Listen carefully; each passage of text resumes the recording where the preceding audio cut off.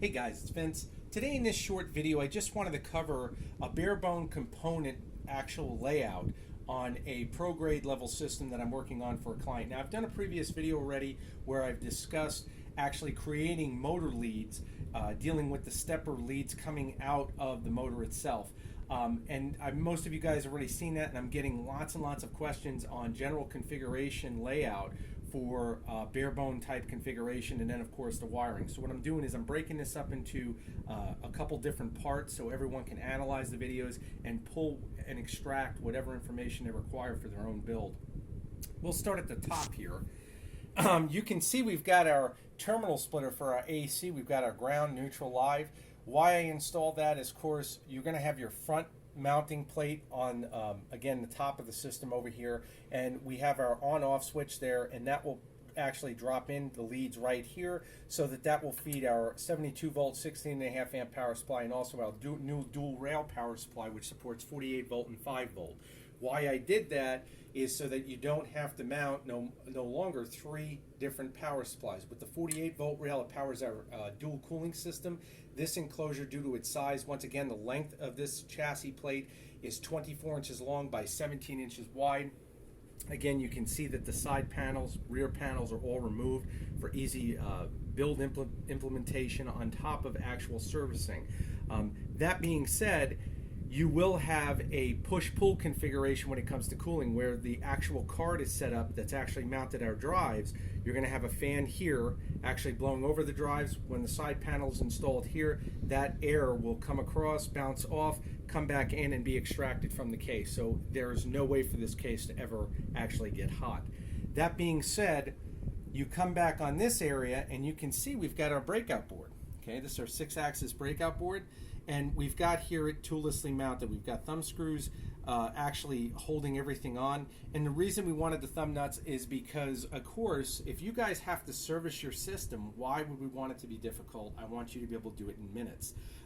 You can see here we have a terminal splitter integrated into the mount, and that allows you to split your input, because there's only one ground input on this actual board. You can see it right there. And that will split that, allowing you to hook up whatever accessories you'd like on the input end. And then over here on your outputs, you also have a singular ground right here. And what we do back here is we actually have another terminal splitter, which is used then to split that common, which is also the ground for your drives. Now, what's really interesting, if right now you pan in, you can actually see the reflection of the drives.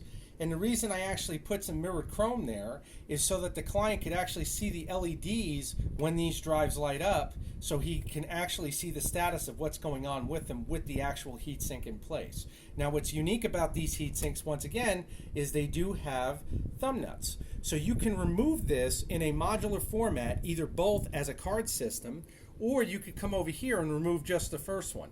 You can see that right here, thumb nut, and here's a thumb nut. So again, servicing is super, super quick. That being said, we carried it over also to our power distribution unit. This is our power distribution unit for, of course, our power supply. Power supply, of course, has been mounted and spaced properly. You can see how close we are to the edge. I've actually spaced that properly so that if required, the client could remove the power supply without disturbing any of the lead wiring going to the drives and other accessories that require it, and not actually have to disturb anything other than these 2 terminals right here. Okay, and again, spacing has been properly done so nothing hits. When the enclosure is actually assembled, he'll be able to come in here and remove the 4 screws and just remove these. Now, of course, I did not use thumb screws on the actual power supply themselves, and again, this is using metric screws because it mounts from underneath. This unit is way too heavy. It weighs about 7 pounds to use thumb screws, and honestly, power supply failure is virtually non-existent. Typical component failure will be usually in a breakout board or a possible drive. And again, for the unseen circumstances for those units to fail, to pull out the thumb nuts on these is seconds. Okay, I'm going to show you the back plate that I've already started wiring, because I know many of you want to see exactly what we've got implemented here. You can see we've got our GX16 5 pins already wired, and this is all silicone wiring. Okay, I use always silicone for maximum flexibility, and of course dealing with heat, it's the best way to go. Now you can see we've got our ring terminals and we have a terminal block mounted here. Well, this is our GX16 3-pin. I'm going to just turn her around. You can see that we've got our moisture covers on our 5-pin GX16 for the motor cables, and these are allocated for the motors themselves. And then we have another moisture connector right on the GX16 3-pin, which I use for power. Okay. Coming over here, you got a DB9 connector, and the beauty of using a DB9 female Pro Solidus connector, you can see it right here. I installed this so that the client, if he decides to add any inputs, he could use this DB9 connector virtually on one cable to actually control all of the inputs for switches or whatever accessories he'd like to go with. Utilizing one cable cleans everything up, and it makes it very simple, once again, to service the system, dealing with the fact that it is a Solidus connector. Okay, but coming over here, you can see we've got our ground bar. We've got our GX16. I've already started wiring it. You've got your ground terminal that's going to attach here, and then this will be grounded. And then we run, because when this mounts as the rear plate, when this mounts here, we will then run a lead from this actual bar up to our terminal splitter, which once again splits our ground. So you'll see the ground that's coming into the system will be utilized throughout the entire unit. Okay. Once again, my enclosure is EMI dipped. You can see how this panel is as far as working on, and I cannot emphasize this enough, guys. You can naturally install the GX16 connectors, which I always do. Once they're installed, I then go about soldering everything. Okay, anybody who's worked in electronics at all or has actually serviced a typical enclosure, first of all, you're dealing with a steel enclosure. It sucks to manipulate it due to the fact of the weight. An average steel enclosure can weigh anywhere from 50 to 60 pounds. This unit, right now, the way you see it configured, he actually wants 4 drives, so this is a 4-axis system. That being said, he actually has placement enough for 6 drives. So this system could be expanded to 6-axis as soon as he buys the drives. Breakout board's already configured. He just have to add 2 more holes here. He can expand the system at will. Okay. That being said, this entire layout you see right here is only 14 pounds 8 ounces. Okay. In consideration to shipping, because I get questions all the time on shipping internationally, shipping, cross country. This particular client lives in California. Just a case of a steel unit, once again, in 50 pounds on top of all the components, and again, this thing is still not fully assembled. I'm calculating in that this should be about 20, maybe 21 pounds fully completed. An average unit would be anywhere between 60, maybe 60, 70 pounds. I'm saying 60, 62, we'll say, give it on the low side, on a full steel grade enclosure. And when you're dealing with steel, you cannot remove the side panels. So when you're working on anything, anyone who's worked in them, they are tedious as hell to get all your components mounted nice and easy. This makes things super easy. I get questions on it all the time. Why does the enclosure cost as much as it does? Well, first of all, it is dipped in an EMI coating. It's conductive. So again, it will give you the ultimate level of EMI protection for EMI dissipation. On top of that, it fully breaks down. So when you guys are building your own system, you can see just how easy this is to fabricate and do whatever you need. And again, terminal block here that's going to be used as a ground, you can see it's toollessly mounted as well.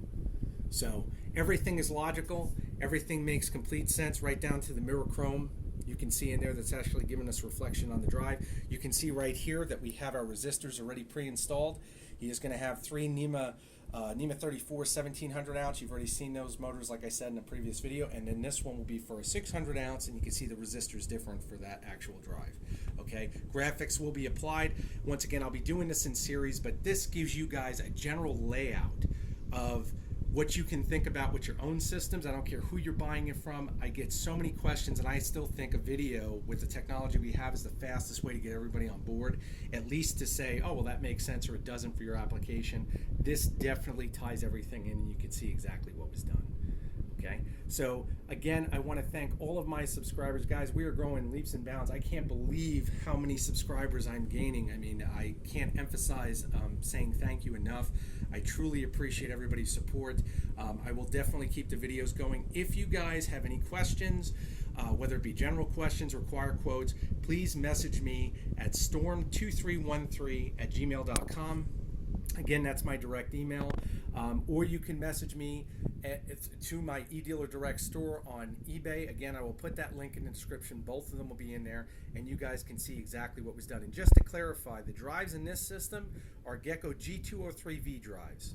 Okay, these drives still come with the 3-year warranty. They're Vampire drives, so they're virtually indestructible.